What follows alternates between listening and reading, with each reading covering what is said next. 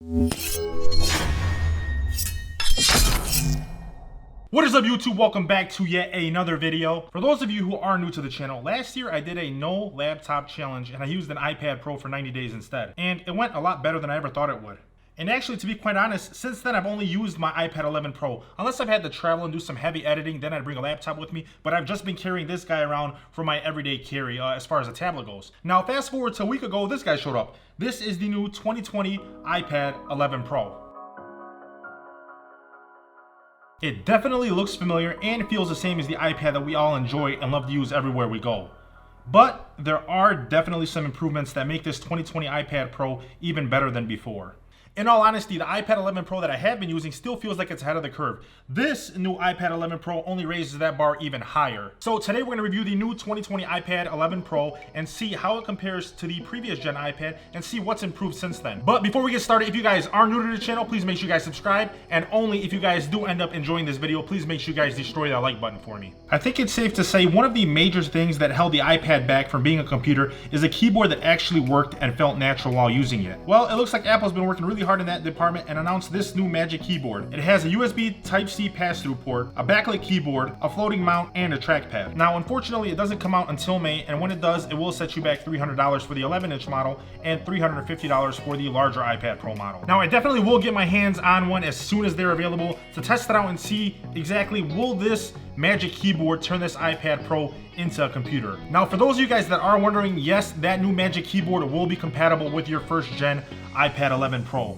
Now, getting into the new iPad, we do have two new major improvements with this model, and that is the brand new camera system and the new A12Z Bionic chip. Now, my previous iPad Pro had the A12X Bionic chip, and I felt that chip was more than enough to take care of everything I planned on doing and didn't plan on doing with my iPad. So I decided to dig a little bit deeper on this new A12Z Bionic chip to see what sets the two apart. Both chips are extremely identical. The A12Z has 8 cores, while the A12X chip has 7 cores. Digging even deeper, teardown site Tech Insights, however, confirmed that the A12X chip from the previous iPad Pro also had 8 GPU cores, with one of them disabled, suggesting that the new A12Z Bionic chip is not a new design after all. Now, we can also speculate why Apple chose to do this. I know other companies like Nvidia disabled certain cores in their GPU models and then enabled those same cores in their higher end model. Kind of like they did with the 2080 Ti and the Titan RTX GPU that use the same TU102 GPU system. Now, one likely reason they did this was so they wouldn't have to develop an A13X chip and instead focus on the new A14X chip that would come out with the new 5G iPad Pro model that would come out later this year.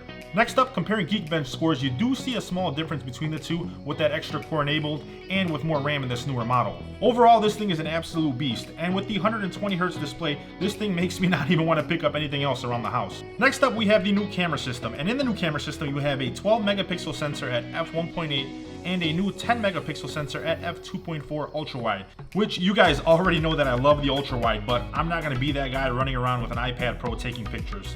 It's just not going to happen. There's also another sensor on this new iPad Pro model, and it's focused mainly on AR, augmented reality. And that is the new LiDAR sensor, which, if you didn't know, stands for light detection and ranging. Its primary function is to illuminate a target with laser light to make digital 3D representations of the target. Now, most smart cars use LiDAR technology, specifically the ones Ford and GM are currently working on. Tesla, however, uses radar alongside cameras and GPS for its targeting system.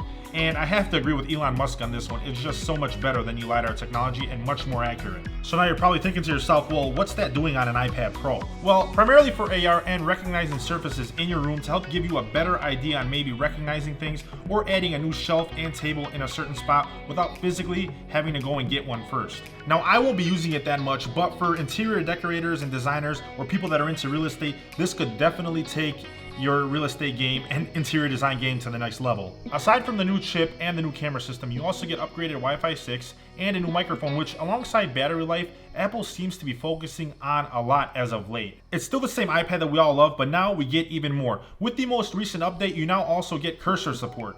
It's actually super responsive now when you guys connect a trackpad to it or an Apple mouse via Bluetooth. It feels really smooth and it feels very precise. Now, obviously, some of the new apps out there need to be updated to be able to work with the trackpad and the mouse using the cursor. But yeah, it feels really good. Now, it's not an arrow, but instead you get a circle that pops into a boxed shape as soon as you hover over an application or a link. Now, it still isn't supported by a majority of the apps out there, but it still works and feels super awesome once you have an app selected.